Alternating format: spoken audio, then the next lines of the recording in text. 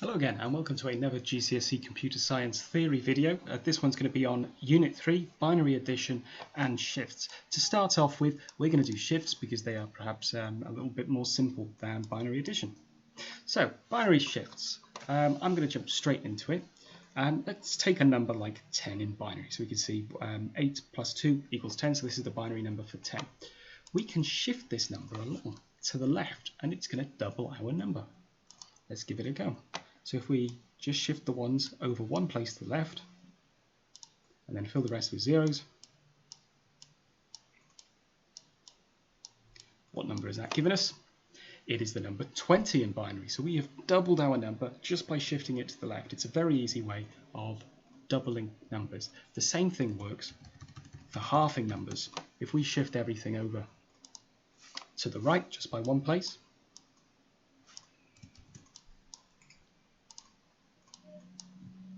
we have just halved our number because 4 plus 1 is 5. So, we've gone from 10 down to 5, we've halved it. You can do this multiple times if you like. So if we moved 2 places to the left, we're not just going to double our number, we're actually going to double it twice or times it by 4. So if we shift 2 places over to the left, like so, we end up with 32 plus 8, which is 40, whereas our original number was 10. So we've just times it by 4 by shifting 2 places over to the left.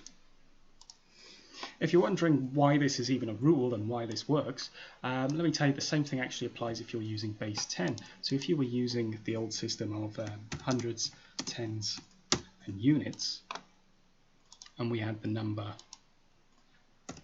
9, well, if we shifted this number over to the left and added into a 0, we've just multiplied by 10, haven't we? And likewise, if we shifted that over to the right, we have just divided by the 10. So the rule applies to all number bases.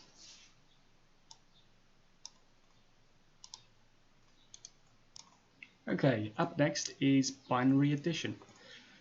Now there's two different approaches you can take. We'll start off with the cheater's approach, the easy way of doing this.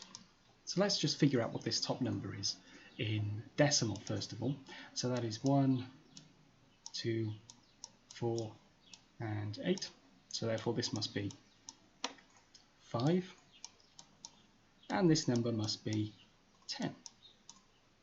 And 5 plus 10 is equal to 15, and then we could just write out 15 in binary by here. So that's the way you can cheat with these questions in the exam. But let me show you the proper way of doing things.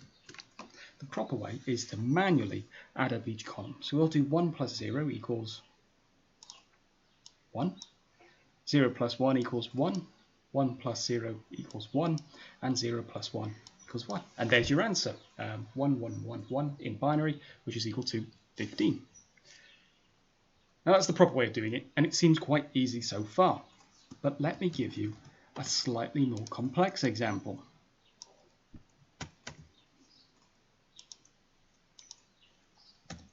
And you're going to hate me for giving you this.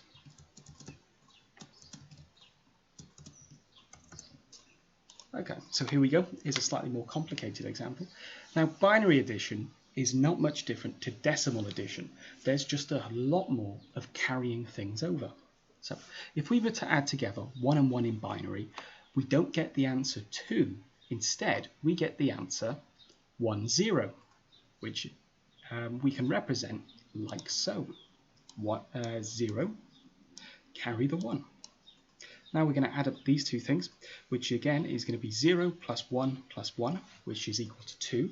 Well, 2 in binary is 1, 0, so we're going to call that 0, carry the 1.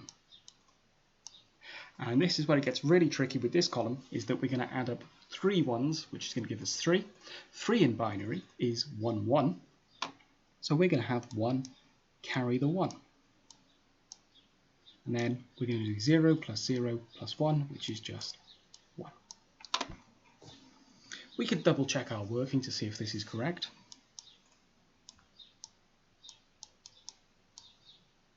Okay, so this number here is 5.